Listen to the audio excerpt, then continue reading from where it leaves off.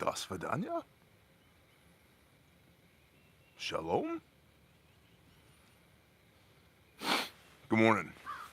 Good morning, everybody. Stand by. Coffee.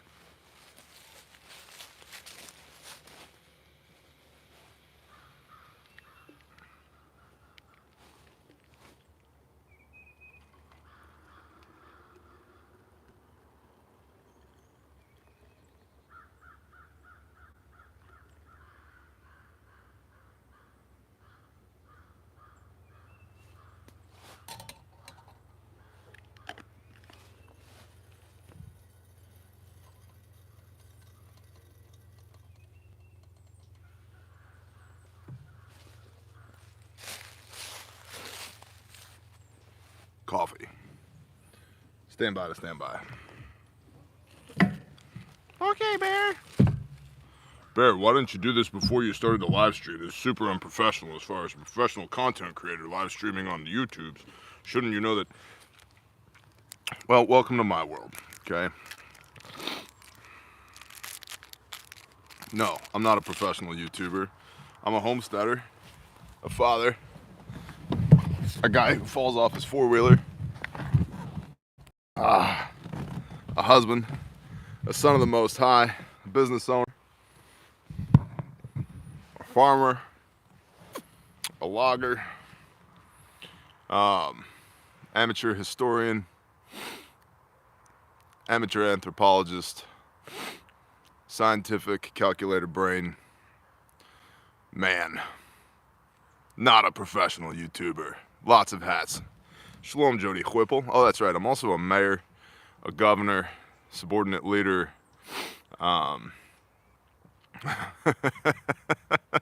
You know, all the things. Good morning. Good morning. Good morning, everybody. Praise y'all for another day on this side of the dirt, for coffee, and for a Perdomo Maduro 10-year anniversary, which we will bite the tip off of like a man. Weather. Great question, Glock 316. I believe that my weather app on my phone is trolling me. Yesterday morning, it said it was 37 degrees. I came outside and there was a solid layer of ice on everything, including my truck. So when I started my truck to defrost the windshield, the truck said it was 25. I was like, based upon the data, it's way below 37 degrees because everything's frozen solid. And then this morning, as I was preparing to exit my house and enter the world, the weather app said it was 47 degrees. 47 degrees? I was like, oh, hoodie weather. Easy peasy, bro. I walked outside and I was like, what the F is this ass? Rah, rah, rah, rah, rah, rah, rah, rah, rah. Grumpy bear mode. Rah, rah, rah, rah, rah, rah, rah. Ain't no way it was 47 degrees. There was ice in the waters for the sheep this morning. And it's humid. So, no 47 degrees, that's for sure. So shout out to the false weather prophets. You're doing a great job at being terrible, which is, I think weatherman, weatherwoman, weather person is the only job in the world where you can be wrong more than half the time and still keep your job, right? So, whatever. Most of the things I want to talk about this morning are three big points for clarity. Come from their commentary on the President's Daily Brief podcast with Brian Dean Wright that I listen to most mornings. It's a good podcast. I would recommend that you listen to it as well. Brian's a former CIA officer. He did some stuff with some guys that I know who have helped us do some stuff.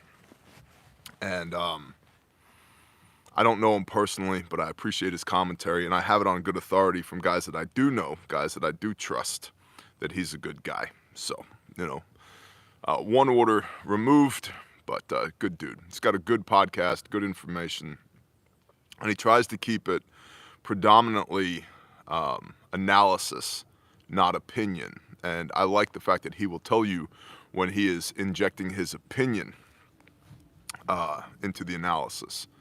You guys know me. I don't have those caveats and asterisks you get. Good morning, Tony John. Good morning to everybody in the chat. Good morning, Howitzer. Shalom, brother. You get not just my analysis, but my opinion enmeshed, intermingled, homogenized, perhaps is the word that we would use, right? So, as my brother and pastor and friend says, chew the meat, spit out the bones. So a couple of things, three things really I wanted to look at this morning, again, based upon that PDB podcast that I've listened to this morning. One is Biden has his own sensitive data classified document debacle going on right now. It's vaguely reminiscent of what happened with President Trump, although there's some key differences.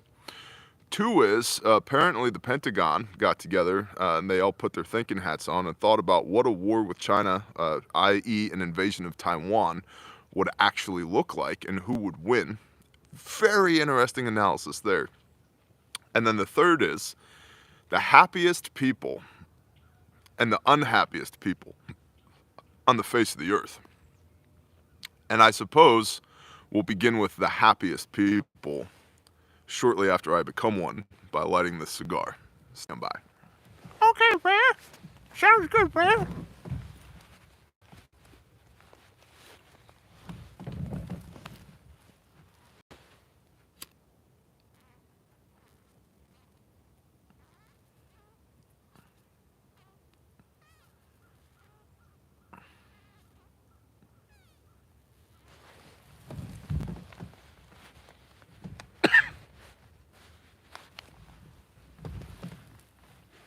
Now,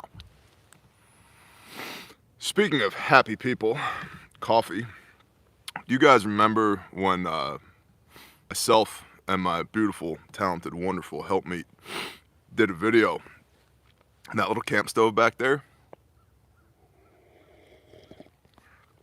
And she added 14 kilos of sugar to her sweet tea.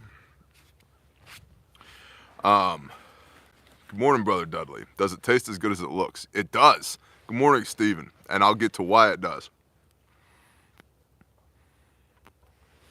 So my wife, Palmetto, remembers. By the way, Palmetto, I'll be in contact. Appreciate you, bro. My wife added 14 kilos of sugar to her tea. And I did an inadequate job of rinsing out the vessel afterwards.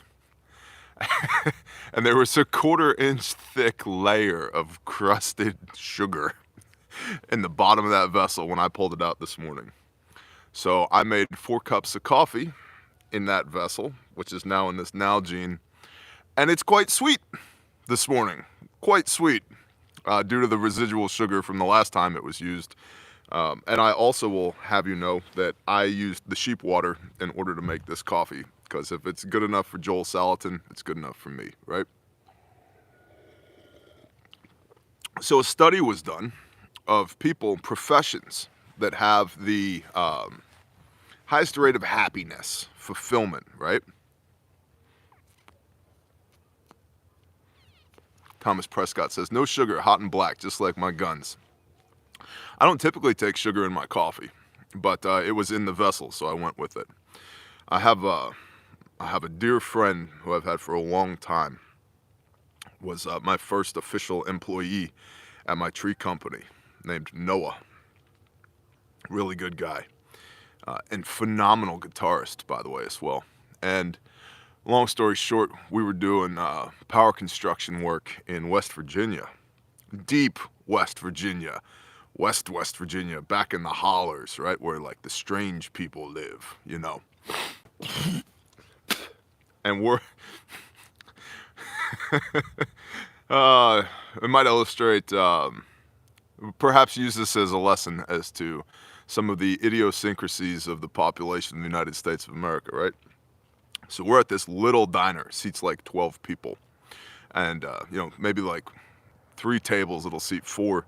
And the seating area of the bar up by the, where the waitress stands, where the coffee pots are and all that. And we walk in, it's cold, we're gonna get some coffee. And the place is packed. with grizzled old coal miners. And Noah's from New York. So he's got that accent, you know. And we walk in, and the woman behind the counter, she goes, "Well, hey there, darlings, what can I get you? You want some breakfast? You want some coffee?" And Noah goes, "Yeah, coffee." And she's like, "Okay, sweetie, how do you like your coffee?" You know, and he's like, "I like my coffee like I like my women, hot and black." And you could have heard a pin drop in this place. I was like, "Oh, buddy, I don't think they appreciate your humor." Yeah, that was interesting. I thought because of that one comment, we were going to get our asses kicked by like 20 coal miners. Interestingly, I went to a bar in the woods in a single wide trailer in West Virginia while we were there working with another guy named Dan, former Air Force vet who worked for me, who had a background in bridge construction, helping us put up Highline. And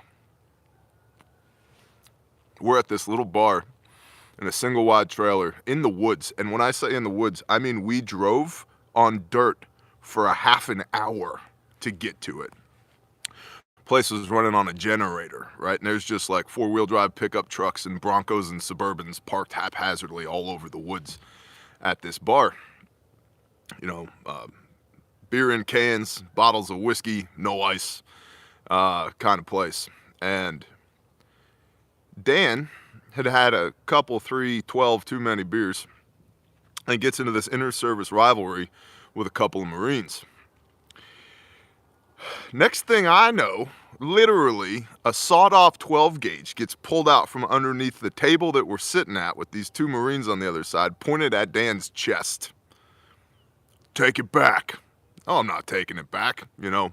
Bunch of crayon eating, hoo-yah, mother, blah, blah, blah, blah, blah. I'm like, "Dan, shut the hell up." He's like, no, man, they can kiss my ass."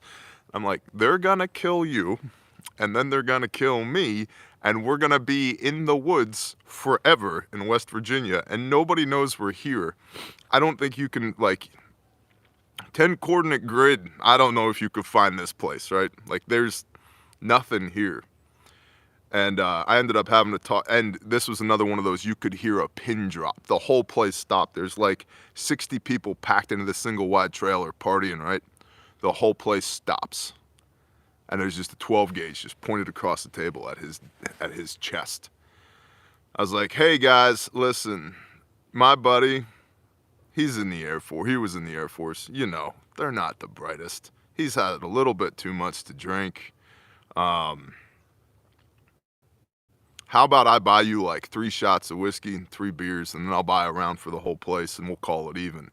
And very slowly, the hammer is let down on this 12 gauge, and very slowly, they slide it back underneath the table, and they're like, "That'd be all right. And then the 2 of y'all need to get the fuck out of here." I said, "You got it. That sounds great." Sounds great. So I bought them 3 shots and 3 beers. I've bought the whole place around, and as the bartender and the waitresses were handing out the beers, I was like, "Get in the truck, Dan." He's like, and he was from Florida by way of Chicago, I think. And he's like, "Nah, man, F these guys." I was like, "Dan, I will kill you if you don't get into the truck. Get in the truck, we're going." He's like, "I don't even know how to get home." I was like, "Me either. Basically, we're gonna drive southeast until we see lights, and then we're gonna call it good." So, yeah. Western West Virginia is its own special little place. That would never happen. A sawed-off 12 gauge is illegal. You should go tell them that, see how they respond. So, happiest people on the face of the earth per this poll. Farmers, ranchers, and loggers. Imagine that. Farmers, ranchers, and loggers. And I was thinking about that as I was riding out here in the 4-wheeler to go feed these sheep, make a pot of coffee, and talk to y'all. Shaloha, Jeremiah. Praise Yah, that's my life. Farmers, ranchers, loggers. Taking down 42 trees. Actually 43. We just removed one for Grandma. Here in the less than couple of weeks.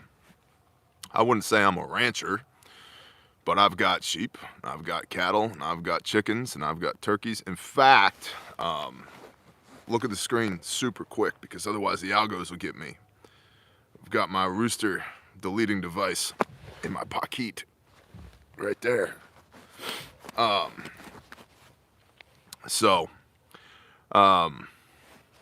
Farmers, ranchers, loggers, happiest people on the face of the earth. What do all three of those occupations have in common? They work outside, where the clean air is, where the sunshine is.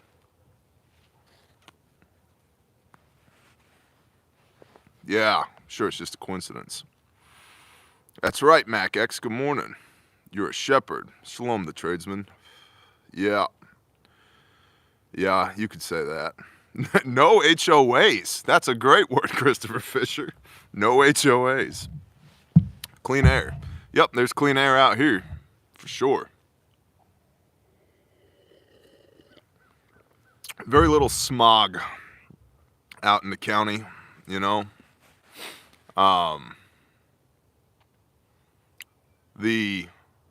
Those with the lowest quality of life, the least happy, were those in tech and finance.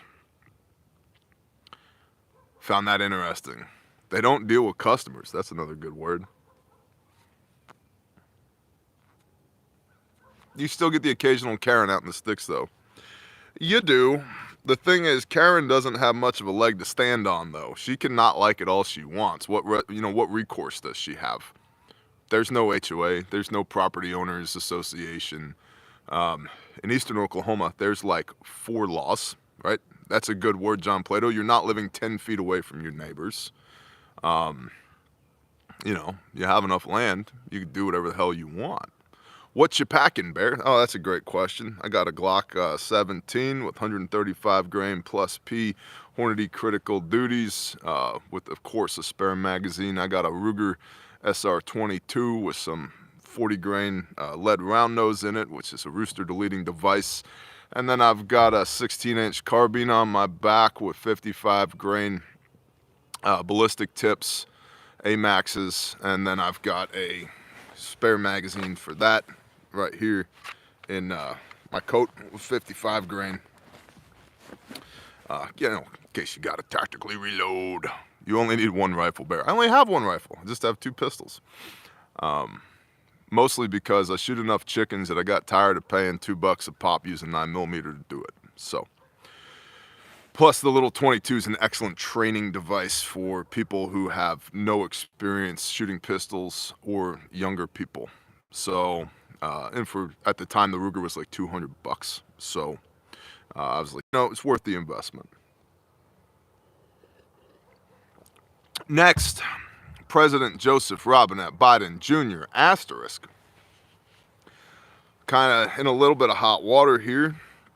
Apparently, he's been found to be in possession of classified documentation that was at a location that was a think tank that was established. It's the Biden Group for Global Policy, something, some garbage, Politico speak, something like that.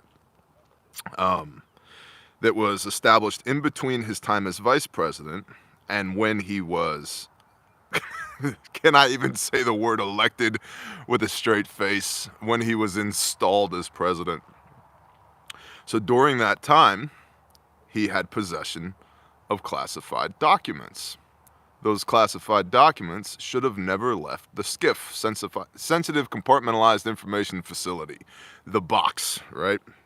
No signals go in, no signals come out. All the top secret TSSCI stuff lives inside of the box, right?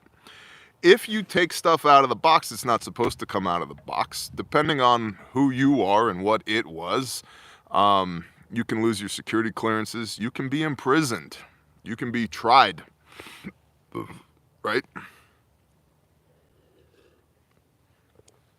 Also, during this time, we know that in between Biden's vice presidency and his presidency, He's got a kid who's a piece of garbage named Hunter. And Hunter, we know, was working as a cutout man for the big guy, Mr. JB, right? And as working as a cutout guy for Mr. JB, Hunter was in contact with all kinds of interesting people, all kinds of scumbag foreign nationals, passing information back and forth, right? So the interesting thing to understand here is that the vice president doesn't have the authority to determine the classification level, whether it's sensitive, secret, top secret, compartmentalized, right? Blah, blah, blah. He doesn't get to decide that, ever. Shalom, Billy Hill. Hope everything's going well in your world, bro. I hope you're still rapping, and I hope you're still making ballistic helmets if you can. So the vice president doesn't get to decide that stuff. Unlike Trump, who declassified the documents that were at Mar-a-Lago while he was still in office, because the president is a classifying authority, he gets to say what is or isn't classified. The vice president doesn't. And he was in possession of these documents when he wasn't even vice president. So as far as recourse here, you could absolutely bring the president of the United States up on charges. The problem is he's a Democrat, and so that's probably not going to happen, because we saw from the Hillary debacle, not going to happen. So I think a lot of people are going to try and make a lot of hay out of this, like, don't you know that Biden had classified documents and this and that? To which the PJ calls them the uniparty, Democrats and Republicans, which they are. Like, they're two different eyebrows on the same ugly face, right? To which the the Democrats would be like, yeah, but this is super reminiscent of when Trump was in possession of classified documentation and blah, blah, blah, blah, blah. It's like, they're not the same thing. They're not the same thing. Trump declassified, when he was president, all those documents that were at Mar-a-Lago. Biden, as vice president, removed sensitive information. Is PJ your dad? Well, I've been unable to get him to take the genealogy test. He refuses to do it. He won't do it. And so I can't say definitively if Pastor Joe Fox is my dad. But, there's strong evidence that he could be. But, he won't do the mouth swab and send it in the mail. And I don't know. I'm old enough now. It's not like he's got to pay child support. I guess he just doesn't want to claim me. I can't say I blame him, So, there's definitely a difference between Biden and Trump, but I don't think anything will come of it because of who's in power right now. And I don't think the will exists within the Republican Party to hold his feet to the fire. And let's say you did impeach him. Who's up? Who's next at bat? Kamala? Whoa, bro. So, but I just wanted to illustrate there is a difference between the Joe Biden sensitive documentation scandal and the Trump sensitive documentation scandal. It's a good word, Rufus. Once you get to that level, you are above the law. Agreed. You just started a new rumor, right? That's been a rumor for 5 years. As long as I've been on YouTube, that's been a rumor. So, bro, you are at least half Mexican. I would disagree with that statement. I'm half German. My mom is full-blood German. My mom was a legal immigrant to the United States of America. And my mom and my aunt were adopted. And by my grandparents on that side, and they are blood sisters. The family that brought them here could not afford to feed them, so they put their daughters up for adoption, and my grandparents took them in. And my grandfather on that side, one of the best men ever. Great guy. Charlie. Grandpa Charlie. Great guy. First time I ever did woodworking was with my Grandpa Charlie. I think he made me the audiophile that I am. He had these huge, huge speaker cabinets in his living room that had like 18-inch subwoofers, 15-inch speakers, 12-inch speakers, 10-inch speakers, 8-inch speakers, and then like horns in them, like a 3-inch horn at the top. Huge. And he had those hooked up to like a I don't know how many hundreds of watts tube amp run through an equalizer. And this is like back in the day, y'all, when everything was analog. And he had his VCR run into that, and he would put on Fantasia. And I remember the broom scene. He would crank that stereo system through those speakers, which he built. He built the speaker cabs, installed the speakers, all that. And the windows in the house would be wop, wop, wop, wop, wop, wop, wop. Oh man, he was incredible. Just an awesome guy. Super kind guy. Hardcore believer. The church that he attended, they had been talking about, they wanted to put a cross out front of the church. And, you know, they were trying to figure out budget and timeline and all of that. Well, unbeknownst to the members, elders, pastor of the church, my grandpa Charlie went home and timber framed these 3 huge crosses. Like a 25-foot, a 30-foot, and a 35-foot. And he went out there overnight in the dark and dug the holes and stood them up and poured the concrete and put the dirt back and pulled the bracing back and the whole nine.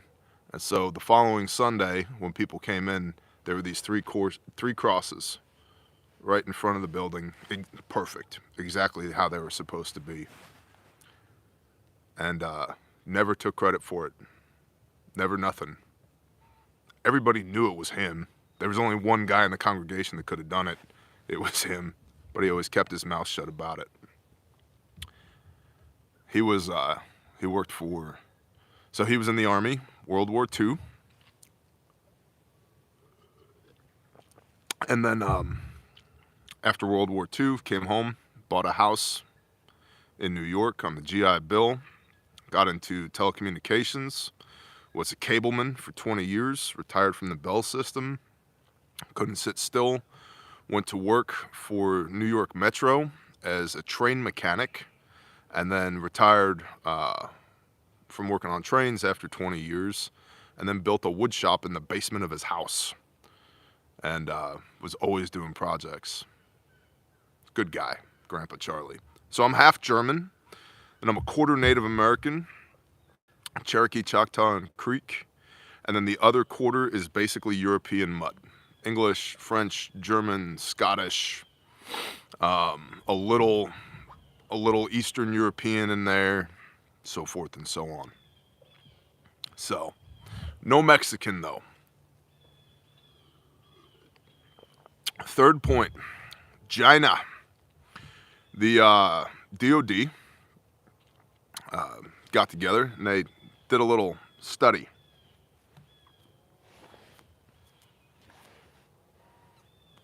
My mom is from that generation. Shake my head, they are incredible people. I agree. You're a Heinz 57 bottle. That's right. I'm American, dude. That's totally what I am. I'm an American. I'm as melting pot as you can get. On my dad's side of the family, we traced our lineage back. I have 2 big books of genealogy to 1426 in Wales. Last name Morris. My mom's side of the family goes from me back 1 generation to her, because again, she was adopted. And we know that she has a brother out there somewhere. And my mom and my aunt have spent the majority of their adult lives trying to find him, and they've been unable to find him. They found cousins that they didn't know that they had. They found, other extended family members, but they haven't been able to find their brother. So, y'all's will be done, West Virginia. Ours trace back to biblical times. That's awesome. Everybody's bloodline traces back to biblical times. It's just a matter of whether you acknowledge it or not. Where'd that question go? Your address is in Spiro. Do you sell at the physical address or mail only? We can. We don't typically have a lot of walk-ins. In fact, we have a big sign on the front of the building that says "Go away." But if you're brave enough, yeah, you could come see us.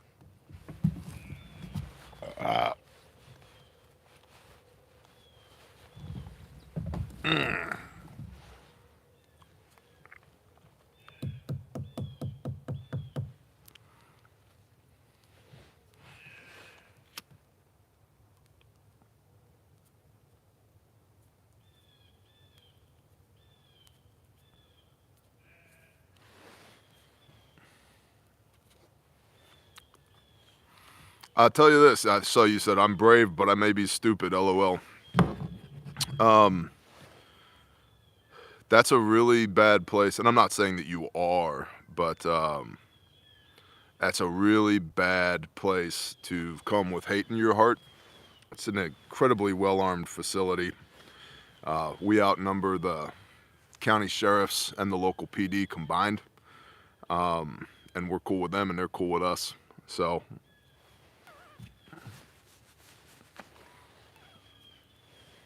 Leave your firearm holstered. Yeah. It's a great way to get ventilated. No hate, sir. Just want to buy a Bible. Jagged Sky, you just come in and get one. You don't even have to buy one. Just tell him Bear said I could come pick up a Bible. You want to see Doc and Shipping. He's the one that has them. Okay? Bob Lee Swagger, salutations. Morning. Bob Lee Swagger, you're really good with that ShyTac intervention, man. Skills to pay the bills. You're welcome. Praise Yah. Last thing, the DOD did a study about what would an invasion of China look like. Very enlightening. It all comes back to what Max at the channel Forward Observer likes to call the tyranny of distance, right? So the DOD believes that China would begin with a huge aerial assault to attack Taiwanese infrastructure and military bases.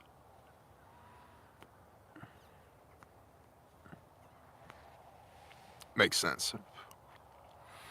And then once they've basically pounded the ground, established air superiority, then they do a sea lift, move their people in. Chinese troops literally assault the beachheads and start sweeping into the country from there, taking and holding key positions. This would be accomplished in about 24 hours, our DOD analysts believe. Our United States reaction time to that would be 24 to 72 hours from there. So let's say the Chinese did this on Sunday. Between Monday and Tuesday, late Tuesday, the United States is now moving assets from Japan. And I'm not saying I agree or disagree with this. This is what the DOD came up with. The United States is now moving assets from Japan. Naval assets, aerial assets, Marines, which are naval assets.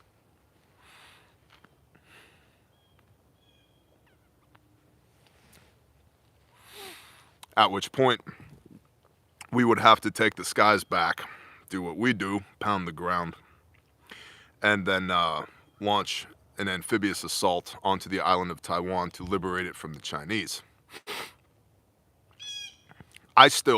Commentary time now, because I'm not done explaining what the DOD has to say about this, but for me, commentary time, I don't understand where the juice is in this squeeze for us. Cost-benefit analysis, I don't get it, other than protecting democracy around the world. I don't get it. Not our fight, not our problem. Although, and I think juice versus squeeze, having a fight with China over Taiwan exacerbates the relations between the U.S. and China. right? So, if anything, it starts what could very likely become a very large conventional conflict between the US and China.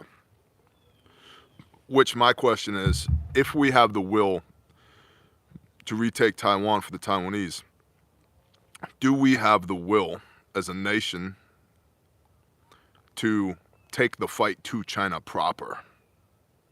Right? Good word, Palmetto. Every war we've been involved in since World War II is not our problem. I'd almost argue even since World War I, right? The sinking of the Lusitania. I know microchips. We also make microchips here. I think it's more about a supply chain than a production capacity. Bless you, Be Strong One.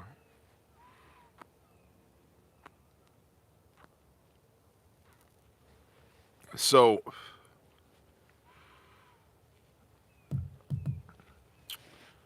day 2 to day 3, the United States responds by putting our aerial assets in the AO, obliterating the Chinese,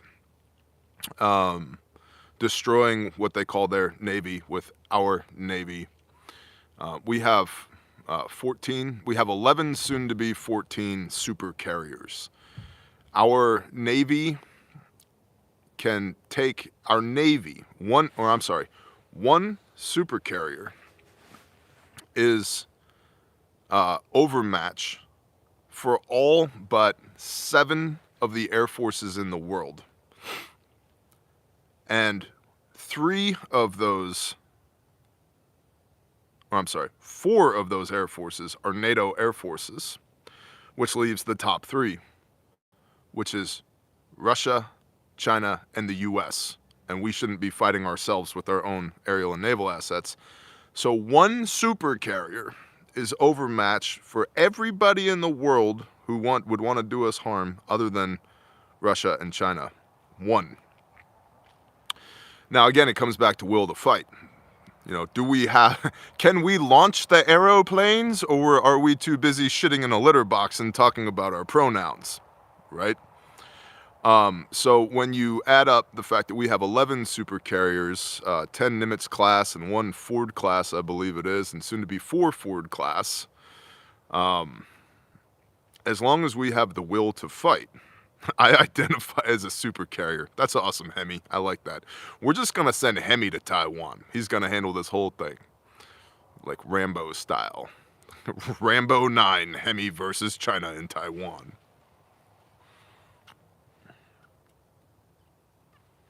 So, if we have the will to fight, I think we have the capability to win. But it all comes down to will to fight, because China's 1,000-ship navy, like 800 of those are merchant ships that they put some guns on. They're not naval ships, and they're not blue water capable, which every ship in the United States Navy, every ship in the Coast Guard, other than the little tiny boats that run up and down the coast, is blue water capable. So I think we have the ability to take China. And as far as, like, yeah, there's a lot of ground troops in China. Cool story, bro. Let's say Bear's commander-in-chief, right? Hypothetical world. And my advisors are Pastor Joe Fox, Brother Saw, Brother Rex, Jocko, I don't know, maybe Larry Vickers, a handful of others, right? And I'm like, convene the war council. My guess is, especially being surrounded by a bunch of asymmetric warriors, they're not going to be like, yeah, let's send all of our people onto the ground to have a stand-up third-generation war with China. No. You want to fight over here? Cool. We're going to go over here and shoot at you while you're trying to fight over here. You want to go over here? We're going to shoot at you over here. And bombs and tanks and planes and guns and drones and JDAMs and, sabotaging your supply lines and blowing up your railroads and taking out bridges and burning your granaries and, right. So having a 1,000,000-man army doesn't matter if you can't employ your 1,000,000-man army. And again, if you don't have the airlift and sea lift capacities, do I want to fight a war on mainland China with you? Nah, I don't. Do I want to obliterate you? Yeah, totally, for sure. And then you look at the technology that China has as far as their ability to perpetuate a war. A lot of it is based off Soviet era technology and later development by the Russians, which we've seen recently in Ukraine ongoing. You have to pee. You're damn right. You can tell I keep looking around, can't you? Which you can see in Ukraine, the technology isn't that great. Repent you?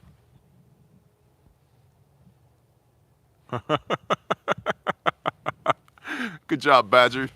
I'm gonna go pee while that person thinks about their life choices.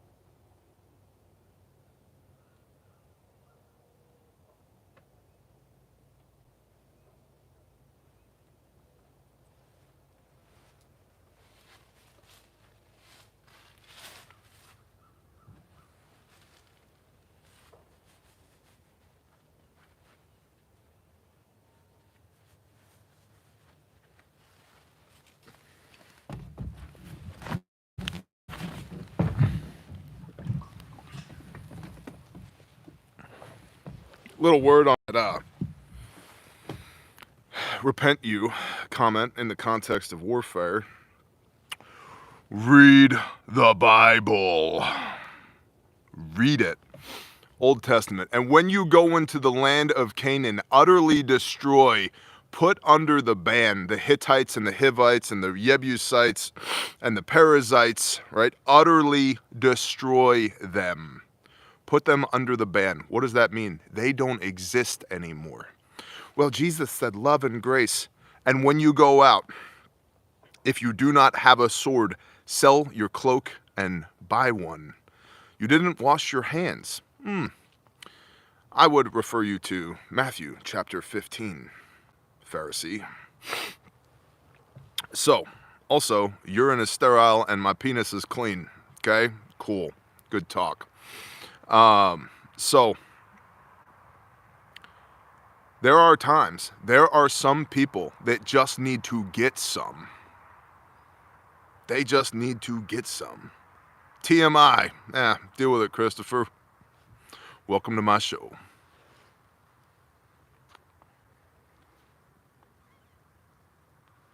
Some folks require being uninstalled from reality. Agreed. Some people just need to get some. And listen, we're Americans, right? Second Amendment shall not be infringed. And we all understand that the Constitution does not give us rights. It simply codifies God-given rights. So therefore, God, Elohim, Yahweh, your Elohim, Adonai, El Shaddai, Hashem, pick whatever name you want, Yod-He, Vav-He, thinks it's a good idea that you have the ability to defend yourself. How far does that extend? You take that down a logical timeline. If I know there's a guy over here, good morning, Wes S. Good morning, brother. If I know there's a guy over here who wants to kill me and is actively trying to kill me, do I let him show up on my land and give him the opportunity to kill me? Or at some point do I go, the best defense is a good offense? Well, that isn't very Christ-like. Maybe read the freaking Bible and then tell me what's Christ-like, because I'm pretty sure the Christ that you think he is not the Christ of the Bible, if you make arguments like that. Got it? Back to the DOD. So, within 3 days, the United States shows up, and their summation is by the end of week 1, the United States has retaken the Isle of Taiwan for the Taiwanese, smashed approximately 18,000 Chinese troops, if I'm remembering that correctly, with the losses somewhere in the neighborhood of about 2,000 Americans to accomplish that, secured the airspace around Taiwan, and put a naval blockade around Taiwan. The United States has put a naval blockade around Taiwan, including in the Strait of China, or the Straits of Taiwan, right? Taiwan Strait, whatever the hell they call it. Which then puts us on the doorstep of China. And so the DOD gave week 1 to the United States with about 18,000 Chinese losses, about 2,000 American losses, and with China losing somewhere in the neighborhood of several dozen to a couple hundred pieces, aerial assets, ships, etc. But all of that was hinged upon direct involvement from Japan. We need Japan as a launch point. Now, luckily, Japan is super duper on board with whatever the United States wants to do right now, because economically they need us, and strategically we need them. So, and as I understand it, sometime this week, one of the Japanese muckety mucks is going to be here in the United States talking to our muckety mucks, making sure that we're still super duper best friends, because part of China's strategic policy, and also Russia talked about this, just come out the gate and drop a nuke on Japan. Yeah, that's exactly right, Christopher Fisher. Japan is super duper on board with ending China, because the Chinese have said straight up, we are totally happy out the gate to put another warhead or 12 on China, and then to cut up, I believe it was 5, it might have been 7 fiefdoms, 7 different regions of Japan, and put it under Chinese rule. And Japan's like, nah, we've been through that twice. Really don't want to go through that again. We ain't going to do it. Would really appreciate it if you could not drop some warheads on us. Hey, Uncle United States of America. Hey, Uncle Sam. Remember that thing that you did to us in World War II? Could you do that to all of our enemies now? And in exchange, we would like to continue to do business with you. And also, you can put as many military assets on our freaking islands as you want, as long as it means that we don't get bombed a 3rd time. Right? Japan is not looking for the hat trick of atomic weapons on their soil. And I don't blame them. So, but all that to say, the DOD gave week 1 to the United States of America, hinging upon Japan's direct involvement as a jumping off point for the U.S. forces. Then the question becomes after that, assuming the DOD is correct, which, they're doing best guesses is all that it is. Then what happens from there? Well, now it's on the Chinese. If the United States has put a blockade around Taiwan and is basically now occupying Taiwan on behalf of the Taiwanese, how serious about repatriating Taiwan are the Chinese? Do they pull their heads out of their ass after week 1 and go, juice wasn't worth the squeeze? Or do they double down due to their Asian pride and go, nope, we're going back? And now things get super duper interesting. Another interesting portion of this report was, again, reiterated, expected that this is going to happen sometime before or up to 2025. And I've gotten that timeline from several different people whose job it is to know. By 2025, the United States expects to be in a hot war with China.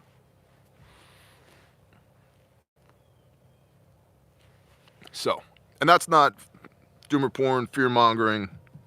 It's just another data point. Super duper interesting. And the DOD report concluded basically saying that unlike Ukraine, where we can flow weapons into the region in conflict while the conflict is ongoing, with Taiwan, we need to flow weapons into it now, so that they have surface-to-air missiles, so that they have naval warships, so that they have people trained up on the ground, so that they have all the equipment and training, material, personnel that they need now. Because we won't be able to get it to them when China jumps off. So I would expect to see further military aid and TAA, train, advise, assist type missions to Taiwan in the coming years, China could go at any moment. They could be going right now, for all we know. But I don't think they're ready to.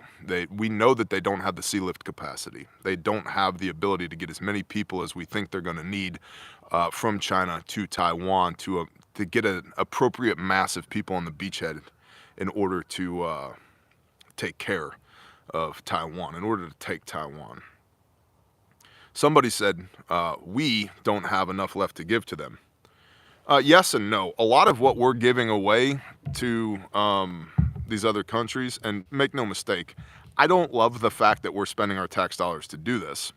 I also don't love the idea of being a footnote in the annals of history because my land has become irradiated because Xi Jinping has got a inferiority complex, right? So, it's a give and take. And I'm no fan of taxation, but I do think if you're going to tax me, let's at least make sure that we're paying for the military, right? Defense is certainly justified as far as taxation is concerned. Doing gender studies on frogs in East Overshoe, Indiana, not justified taxation. But defense, yes. So, a lot of the stuff that we're giving away or selling to these other countries is our older stuff that we've already paid for. It's been sitting in inventory, was going to get cycled through inventory anyway, and that's the kind of stuff like you don't find at governmentliquidation.com. You know what I mean? They're like, I would really like some air defense systems. I wonder what's at govtliquidation.com. Oh, sweet, SAM missiles? Oh, I always wanted one of those. Bidding starts now, $5 hairs. They're not selling them to us. They gotta have somebody to sell them to. Which, let's go there. Just 90 seconds of tinfoil hat. Maybe that's why they started these wars in Ukraine and in China so that the global cabal, the big they, the military-industrial complex has customers to sell all of our used equipment to. Maybe. Maybe we're just really good at producing war material and we need a customer. Because it is business. We need a customer, right? The big we, America needs a customer for this stuff. And I vacillate back and forth between two diametrically opposed positions here. Yes, I know that was a bunch of $50 words. But I'm on each end of the spectrum on this. On one hand, I don't care. I don't care. And this is being super frank, super real. On the one hand, I don't care. As long as I get to keep doing this, right? Super selfish bear speaking. I don't care. Oh, they took your tax dollars and they sent it to Ukraine. There's no Russian T-55 tanks or T-62s or T-87s or T-1000s coming across this field over here right now. Praise Yah. Super cool with that. Super cool with that. If we're going to have these fights, have them over there. On the other hand, I do care deeply because we're spending not just our fiat currency, but we're spending our blood of people that I know and love to go over there and fight a war halfway around the world. And so I think all of that comes back to how much do you trust your governance? And right now, trust in governance is super duper low, right? And so it's hard to take whatever they say at face value because we know they lie. And so when a war does start halfway around the world that has the benefit of not being a war here, right? That's an actual, like it or not, that's an actual benefit. Rather the war is over there than over here. That's an actual benefit. I still am distrustful because I don't believe the people who say we need to have a war over here. And I know that they've been bad stewards with our blood and our money. So I don't trust them when they say they got to go over there. And then when my brothers and sisters, literal, figurative, spiritual, go over there, bleed and die and suffer irrevocable loss, irreparable loss, and go through all kinds of shit that nobody should ever have to see, so that I get to sit on a four-wheeler in the corner of a hayfield and watch my sheep and talk to an iPhone, the weight of that is super duper real. And I don't necessarily know if that's the best way to spend American lives. So, unrighteous wars, not great. which comes back to how do you establish what a righteous war is? Well, if they're actually trying to kill us, for example, China has stated they 100% want to knock the United States out of the #1 rank around the world, up to and including asymmetric warfare. They're totally on board with that concept. That gets back to if the guy next door has decided he wants to kill me, do I wait for him to come across the fence line and try, or do I just go over there and get him in his sleep? One less thing to worry about, right? Right. This is a great live stream, brother. Thank you, Titanium Legs. And I have to pee again because I got an itty-bitty little bladder, and those are the 3 talking points that I had for y'all today. So I'm going to go. I appreciate y'all. You guys know the deal. You know where to get your handmade, made in America, guaranteed forever first aid kits, right? Right? You know where it's at. refugemedical.com, right? You know that. You know that we've saved 60 lives to date. I don't need to tell you that. I definitely shouldn't tell you that if you use the contents of that kit to save a life, I'll replace it at no cost to you. I also definitely don't need to remind you that if you break the kit or destroy it in any way, I'll replace it at no cost to you. You guys already know that it's HSA and FSA eligible. You guys already know, beyond a shadow of a doubt, that your promo code is Bear Nation and that you can and should use that for free shipping. And you guys already know that I absolutely love the fact that you guys support our small business. And there's now 22 families that pay their bills, eat, and do all the things because of y'all. You guys already know that. So I don't need to tell you that at all. Not even a little bit. I don't need to tell you to go to Grindstone Ministries. That if you think it's a bad thing that children are getting raped right now, and you want green-eyed googly boys to show up in the middle of the night and take the good people from the bad people, and make sure that really bad things happen to the really bad people, right? I don't need to tell you about that. I don't need to tell you about grindstoneministries.com. You guys already know that stuff. You guys already think it's an abomination that kids are getting raped, and you're 100% in support of people going and fixing that problem, right? So you know where to go to deal with that. I don't have to tell you to like and subscribe and share and all that. You guys already know all that stuff, right? You guys know the deal. I love y'all. I appreciate you. You're freaking wonderful. In all honesty, thank you for supporting what we do here. My life is a dream come true. I am blessed beyond measure. And a big part of that is y'all. I have everything I need and most of what I want because the Father's been damn good to me. And way better to me than I deserve, right? And a huge part of that is y'all. Thank you for hanging out with me in the hayfield this morning. Thank you for being a part of the Bear Nation. Thank you for allowing us to continue to do all the awesome things the Father has impressed upon us to do. I love y'all. Y'all have a blessed day.